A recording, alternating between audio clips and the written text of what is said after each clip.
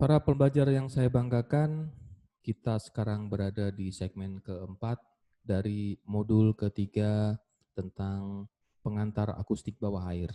Di sini kita akan membahas sebuah terminologi yang menjelaskan mekanisme kehilangan intensitas gelombang akustik pada saat perambatannya.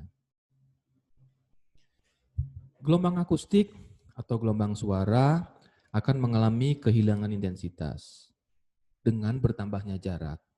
Peristiwa ini sangat mudah kita pahami secara fisik dalam kehidupan kita sehari-hari. Misalnya, suara yang terdengar dari kejauhan akan lebih lemah dibandingkan dengan suara yang terdengar dari jarak yang lebih dekat.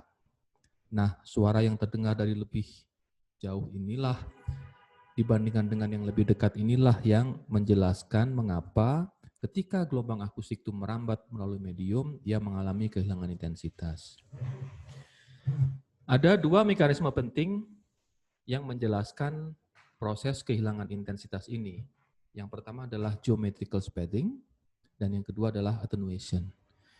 Geometrical spreading atau persebaran geometrik itu terjadi karena ketika suara dibangkitkan di sebuah titik, maka suara tersebut akan menyebar ke semua arah.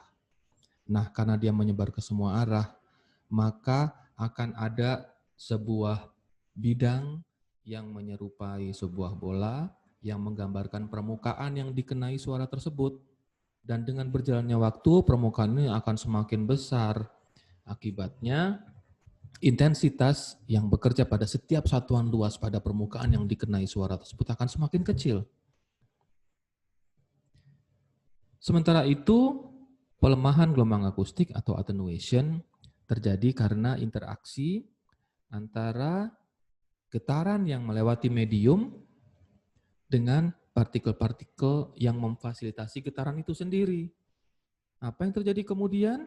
Yang terjadi adalah akan terjadi konversi energi dari energi akustik ke energi gerak partikel dan konversi energi akustik ke kalor.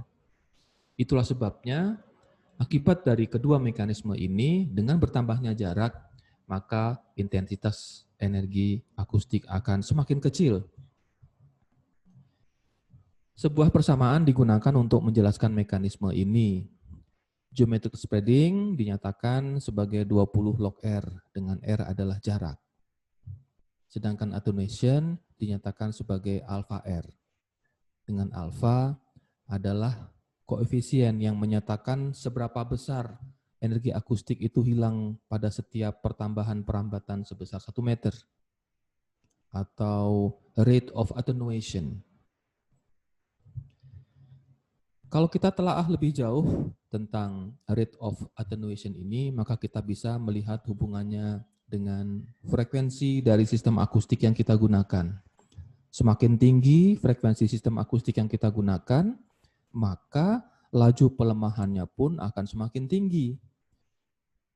Sangat logis, karena frekuensi yang tinggi akan memfasilitasi lebih banyak interaksi antara partikel akibat getaran yang lebih banyak persatuan waktunya. Dengan demikian, maka laju penyerapannya pun akan lebih tinggi dibandingkan dengan frekuensi gelombang akustik yang lebih rendah. Pada tabel di bagian kanan bawah pada salin dia ini diperlihatkan bahwa sebuah gelombang akustik dengan frekuensi 10 MHz misalnya, dia akan memiliki laju pelemahan yang sangat tinggi sampai dengan hampir 27 desibel per meter. Kita lihat ketika akustiknya menggunakan frekuensi yang lebih rendah, maka laju pelemahan intensitasnya pun juga akan semakin kecil. Oleh karena itu, kedua-duanya kemudian diformalisasikan sebagai total loss of transmission atau TL, yang tidak lain adalah penjumlahan antara geometrical spreading dan attenuation. Nah, dengan demikian, mekanisme ini menjelaskan kenapa source level atau SL dengan tingkat suara tertentu akan terdengar lebih lemah pada jarak tertentu pula.